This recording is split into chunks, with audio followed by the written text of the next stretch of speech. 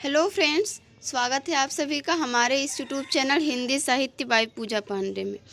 आज हम लोग इस वीडियो में केवीएस टीजीटी के लिए महत्वपूर्ण प्रश्नों को देखेंगे जो कि आपकी एनसीईआरटी बुक्स पर आधारित होंगे, जो कि आपको केवीएस टीजीटी के सिलेबस में पढ़ना है। जैसे कि बसंत भाग 1, 2, 3, कृतिका भाग 1, 2, क्षितिज भाग 1, 2, भारत की खोज आदि सभी जो पुस्तकें हैं उन्हीं एनसीईआरटी बुक्स पर ये प्रश्न जो है आधारित होंगे।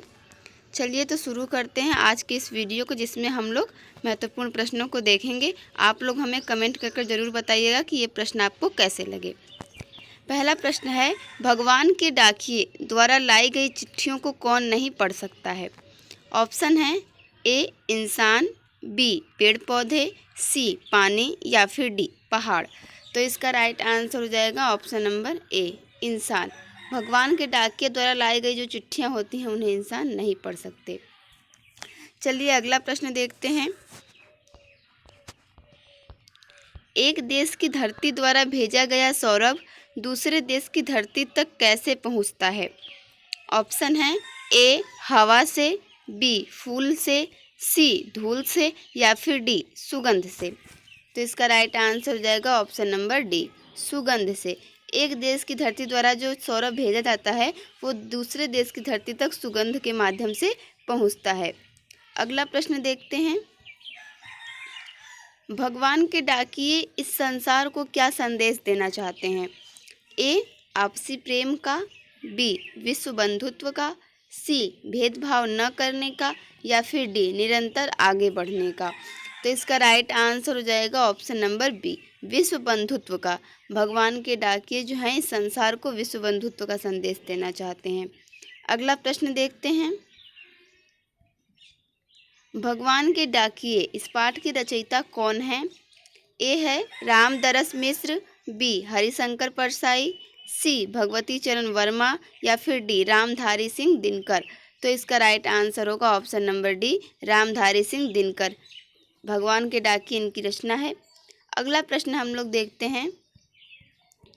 आखिर ये मोटे मोटे किस काम के हैं, ऐसा किन्हें कहा गया है? ए नौकरों को, बी पड़ोसियों को, सी घर के बच्चों को या फिर डी नौकरों को। तो इसका राइट आंसर होगा ऑप्शन नंबर सी घर के बच्चों को कहा गया है कि आखिर ये मोटे मोटे किस काम के हैं। अगर आप लोगों ने बुक्स पढ़ी होंगी तो आपको ये पता होगा कि जो लाइन है या ये जो प्रश्न है ये कामचोर पाठ से लिया गया है। इसके लेखक हैं इस्मत चुगताई। चलिए देखते हैं अगला प्रश्न। दीवानों को क्या पछतावा है?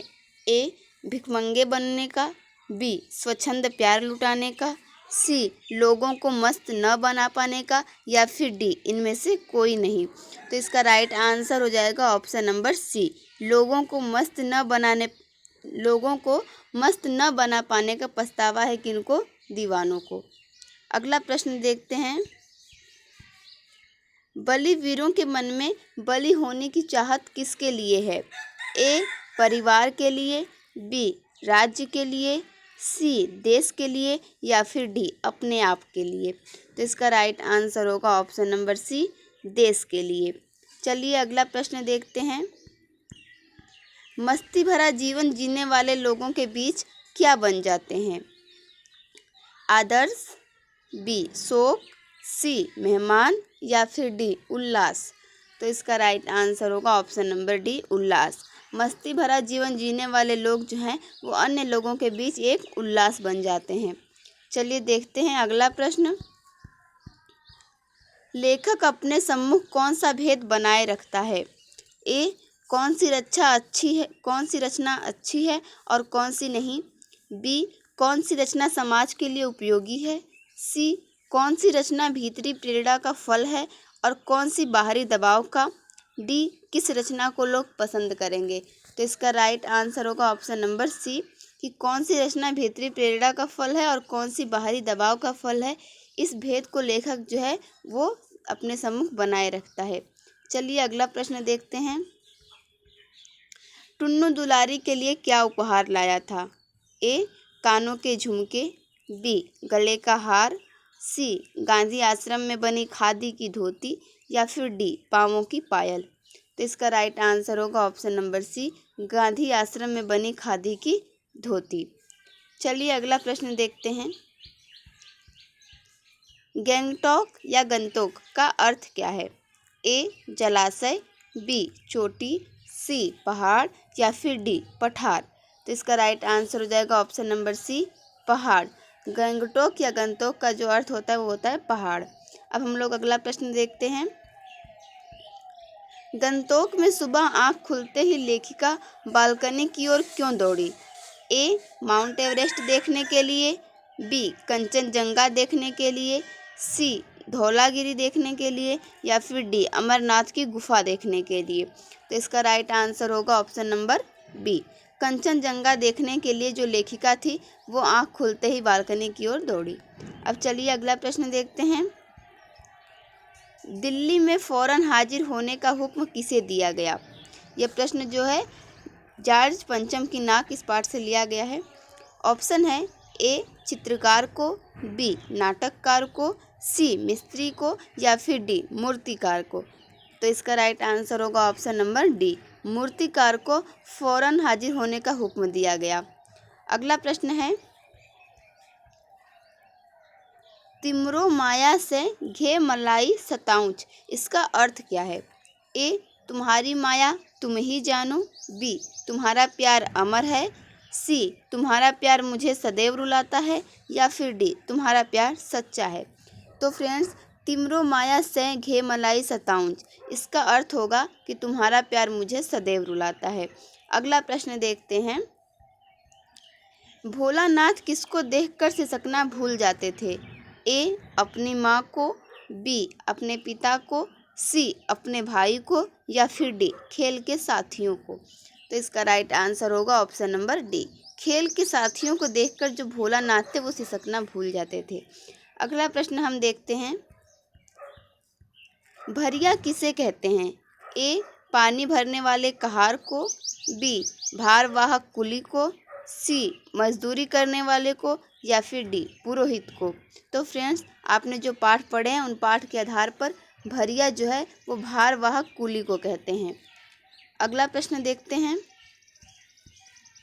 मृदुल वैभव की रखवाली सी कोकिल बोलो तो पंक्ति में निहित अलंकार बताइए। ए यमक, बी श्लेष, सी रूपक या फिर डी उपमा। तो इसका राइट आंसर होगा ऑप्शन नंबर डी उपमा, क्योंकि यहाँ पे सी शब्द का प्रयोग किया गया है और जहाँ पे सा सी ऐसे शब्दों का प्रयोग हो वहाँ पे उपमा अलंकार होता है। और फ्रेंड्स हम आपके लिए जल्दी ही व्याकरण संबंधित प्रश्नोत्तरी भी लाएंगे जिसमें आपके सिलेबस में व्याकरण संबंधित जितने भी टॉपिक्स दिए हैं उन सभी टॉपिक से महत्वपूर्ण प्रश्न होंगे। चलिए देखते हैं अगला प्रश्न। बच्चे काम पर जा रहे हैं, इसे किस तरह लिखा जाना भयानक है? ए विवरण की तरह, बी गजल की तरह, सी कविता की तरह या फिर डी कहानी की तरह। तो इसका राइट आंसर होगा ऑप्शन नंबर ए विवरण की तरह लिखा जाना भयानक है, बल्कि बच्चे काम पर जा रहे हैं इसे एक सवाल की तरह लिखा जाना चाहिए। चलिए देखते हैं अगला प्रश्न। बच्चों का काम पर जाना किसके समान है? ए पागलपन के, बी एक हादसे के, सी एक बुराई के या फिर डी एक तूफान के। तो इसका राइट आंसर होगा ऑप्शन नंबर बी बच्चों का काम पर जाना एक हादसे के समान है। अगला प्रश्न देखते हैं। माटी वाली पाठ में लेखक ने किस समस्या को उजागर किया है? ए गरीबी की, बी अशिक्षा की समस्या, सी अंधविश्वास की समस्या या फिर डी विस्थापन की समस्या। तो फ्रेंड्स इसका राइट आंसर हो जाएगा ऑप्शन नंबर डी विस्थापन की समस्या। माटी वाली जो पाठ है इसके लेखक हैं विद्यासागर नौटियाल और इस पाठ में उन्होंने विस्थापन की समस्या को उजागर किया है। अगला प्रश्न देखते हैं। माटी वाली कहानी में किस शहर का उल्लेख किया गया है? ए देहरादून, बी पौड़ी, सी गोपेश्वर या फिर डी टिहरी। तो इसका राइट आंसर होगा ऑप्शन नंबर डी टिहरी। चलिए देखते हैं अगला प्रश्न। कैदी और कोकिला में कवि की भाषा कैसी है? ए संस्कृतनिष्ठ, बी बोलचाल की खड़ी बोली, सी अवधी भाषा का प्रयोग या फिर डी परंपरागत भाषा। तो कैदी और कोकिला जो पाठ है इसमें कवि की भाषा बोलचाल की खड़ी बोली है। अगला प्रश्न है। कूची कूची का क्या अर्थ होता है? ए डाकू डाकू, बी भागो भागो, सी दया दया या फिर डी दूर रहो। तो इसका राइट आंसर होगा ऑप्शन नंबर सी, दया दया।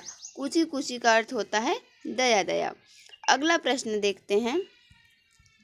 भोलानाथ और उसके साथी मूसलाधार बारिश में पेड़ की जड़ से किस प्रकार चिपक गए थे। ए जैसे शरीर से जोंक चिपक जाती है, बी जैसे कुत्ते के कान में अठई या चिचड़ी चिपक जाती है, सी जैसे चींटी गुड़ से चिपक जाती है, या फिर डी जैसे बिच्छू अपने शिकार पर चिपक जाता है। तो इसका राइट आंसर होगा ऑप्शन नंबर बी, जैसे कुत्ते के कान में अठई चिपक जाती है उसी प्रकार भोलानाथ और उसके साथी मूसलाधार बारिश में पेड़ की जड़ से चिपक गए थे। चलिए अगला प्रश्न देखते हैं। मैं क्यों लिखता हूँ पाठ के लेखक कौन है। ए हरिवंश राय बच्चन, बी शमशेर बहादुर सिंह, सी सच्चिदानंद हीरानंद वात्स्यायन अज्ञेय, या फिर डी मुंशी प्रेमचंद। तो इसका राइट आंसर होगा ऑप्शन नंबर सी, सच्चिदानंद हीरानंद वात्स्यायन अज्ञेय। इनका लिखा हुआ पाठ है मैं क्यों लिखता हूँ। फ्रेंड्स, अगर आप लोगों ने पिछली वीडियो देखी होगी तो आपको पता है कि आप लोग सभी पाठ के नाम, उनके लेखक और उनकी विधाओं ऐसे इन तीनों को एक लाइन में लिखकर उनके नोट्स बना लें, या अब समय नहीं है तो आप लोग सिर्फ वीडियो देखकर ही याद कर लें कि कौन सा पाठ किसके द्वारा लिखा गया है और उस पाठ की विधा क्या है। चलिए देखते हैं अगला प्रश्न। माटी वाली अपने पति को रोटियों के साथ कौन सी सब्जी खिलाना चाहती थी। ए पनीर की सब्जी, बी आलू मटर की सब्जी, सी प्याज कूटकर उसे तलकर बनाई गई सब्जी, या फिर डी भिंडी की सब्जी। तो इसका राइट आंसर हो जाएगा ऑप्शन नंबर सी, प्याज कूटकर उसे तलकर बनाई गई सब्जी। माटी वाली जो है जब वो अपने घर रोटियां लेकर जा रही होती है तो वो सोचती है कि वो घर जाकर प्याज कूटकर उससे तलकर सब्जी बनाएगी और रोटियों के साथ अपने पति को खिलाएगी। चलिए अगला प्रश्न देखते हैं। महादेवी वर्मा को काव्य प्रतियोगिता में क्या मिला था।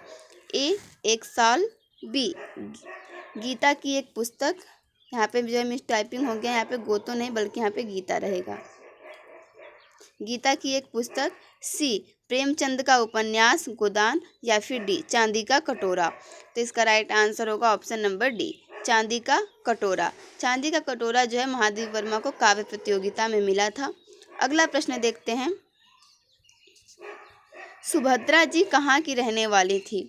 ए इलाहाबाद की, बी पूना की, सी कोल्हापुर की, या फिर डी नागपुर की। तो इसका राइट आंसर होगा ऑप्शन नंबर सी, कोल्हापुर की सुभद्रा जी रहने वाली थी। अगला प्रश्न देखते हैं। गांधी जी ने किनके लिए दरवाजे खिड़कियों को खुली रखने की बात कही थी। ए विदेशी उपनिवेश के लिए, बी लघु उद्योगों के लिए, सी स्वस्थ सांस्कृतिक प्रभावों के लिए, या फिर डी इनमें से कोई नहीं। तो इसका राइट आंसर हो जाएगा ऑप्शन नंबर सी, स्वस्थ सांस्कृतिक प्रभावों के लिए गांधी जी ने दरवाजे खिड़कियों को खुले रखने की बात कही थी।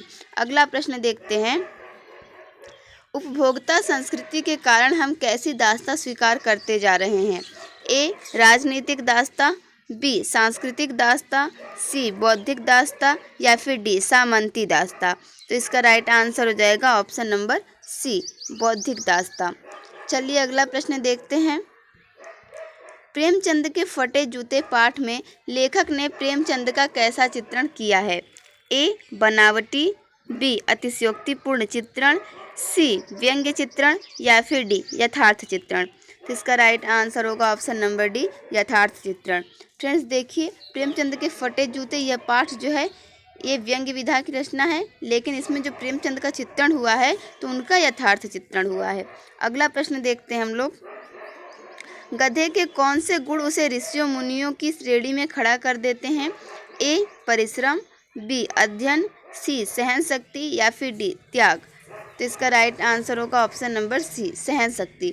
गधे की जो सहन शक्ति होती है वह उसे ऋषि मुनियों की श्रेणी में लाकर खड़ा कर देती है। ऐसा आपके दो बैलों की कथा इस पाठ में बताया गया है। अगला प्रश्न देखते हैं। फ्रेंड्स आज कुछ ज़्यादा ही डिस्टर्बेंस है बाहर।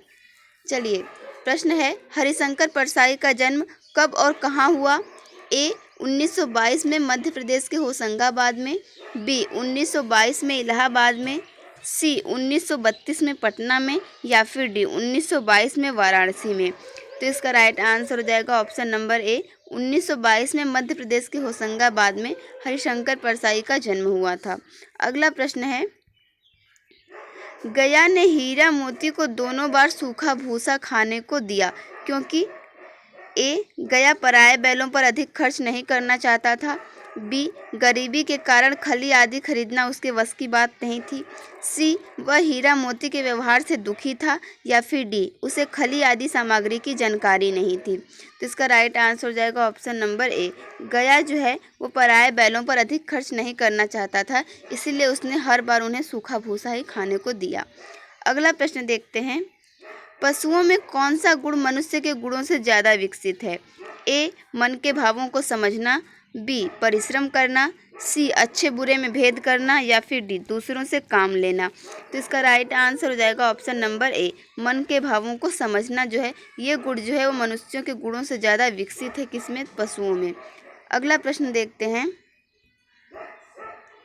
प्रेमचंद का निधन कब हुआ? ए, 1926 में, बी, 1936 में, सी, 1946 में, या फिर डी, 1935 में। तो इसका राइट आंसर होगा ऑप्शन नंबर बी। 1936 में प्रेमचंद का निधन हुआ। अगला प्रश्न है, लोगों की दृष्टि में सुख क्या है? ए, उपभोग भोग ही सुख है, बी, मस्त रहना ही सुख है, सी, संयमित जीवन में ही सुख है, या फिर डी, प्रभु भक्ति में ही सुख है। तो इसका राइट आंसर हो जाएगा ऑप्शन नंबर ए। उपभोग भोग ही सुख है लोगों की दृष्टि में। चलिए अगला प्रश्न देखते हैं, महादेवी जी की प्रारंभिक रचनाएं किस पत्रिका में छपती थी? ए, स्त्री दर्पण, बी, सरस्वती, सी, वीणा, या फिर डी, माधुरी। तो इसका राइट आंसर हो जाएगा ऑप्शन नंबर ए, स्त्री दर्पण। चलिए अगला प्रश्न देखते हैं, यह हरा ठिगना चना बांधे मुरैठा शीश पर छोटे गुलाबी फूल का इस पंक्ति में कौन सा अलंकार है? ए है यमक, बी, श्लेष, सी, रूपक, या फिर डी, मानवीकरण। तो इसका राइट आंसर हो जाएगा ऑप्शन नंबर डी, मानवीकरण, क्योंकि यहाँ पे जो चने का पेड़ है यानी कि जो हरा ठिगना चना है बांधे मुरैठा शीश पर, उसका मानवीकरण कर दिया गया है, इसीलिए यहाँ पर मानवीकरण अलंकार होगा। अगला प्रश्न देखते हैं, किस तरह आखिरकार मैं हिंदी में आया इस पाठ के लेखक कौन हैं? ए, विद्यासागर नौटियाल, बी, शमशेर बहादुर सिंह, सी, जगदीश प्रसाद माथुर, या फिर डी, रामवृक्ष बेनीपुरी। तो इसका राइट आंसर हो जाएगा option number C, Jagdish Prasad Mathur जो हैं वो इस पाठ के रचयिता हैं। अगला क्वेश्चन देखते हैं, फ्रेंड्स आज जो है बाहर काफ़ी शोर हो रहा है, इसलिए हम आगे के प्रश्नों को नेक्स्ट वीडियो में देखेंगे। आज के लिए बस इतना ही। आप लोग अपनी पढ़ाई जारी रखिए। Thank you for watching this video.